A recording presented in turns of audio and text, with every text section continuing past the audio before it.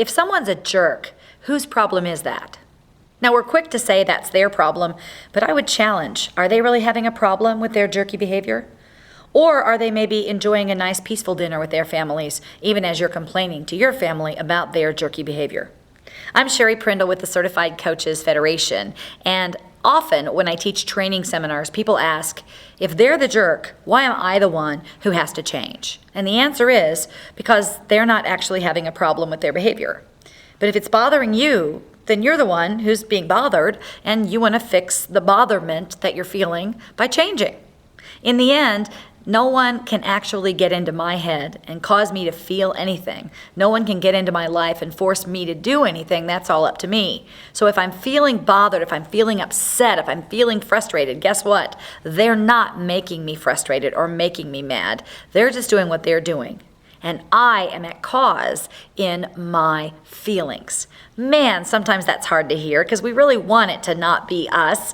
The problem, though, is that if it's someone else's fault, man, how often have you tried to change other people and how well does that work? So it's actually great news that no one else is making us feel the way we feel because the only thing we can change is our own behavior. Why do jerks behave the way they do? And I lovingly use the word jerk to just kind of be playful. Difficult people is what I'm referring to. I'm going to suggest that people behave the way they do because it works for them. Or I could modify that and say it either works for them now or it did work for them. At one point in their lives, it became a habit and now they continue the behavior, even though it is not productive. I'd like you to consider when you were a child what your favorite technique was for trying to get your way. And why did you use that technique? Probably because it worked. And do you suppose we're all the same kids grown up and that we still have some adult version of that exact same behavior rolling around inside of us somewhere that's been trained into our unconscious as a natural way, and it does come out every once in a while. And the fact is that anything can be trained, can be untrained or unlearned, but we actually have to relearn a new behavior.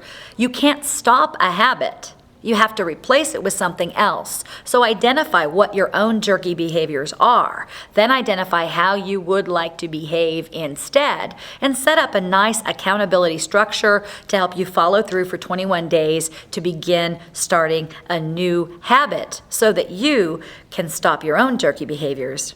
And as far as the jerky behaviors of others, recognize that if they're being a jerk and it bothers you, the being bothered is actually your problem, and in order to fix that, we probably need to change the way we look at them. Maybe you see them as that same child that's exhibiting a childhood behavior. Maybe you look at it as, just because they're behaving that way doesn't mean I need to actually react to it in a certain way.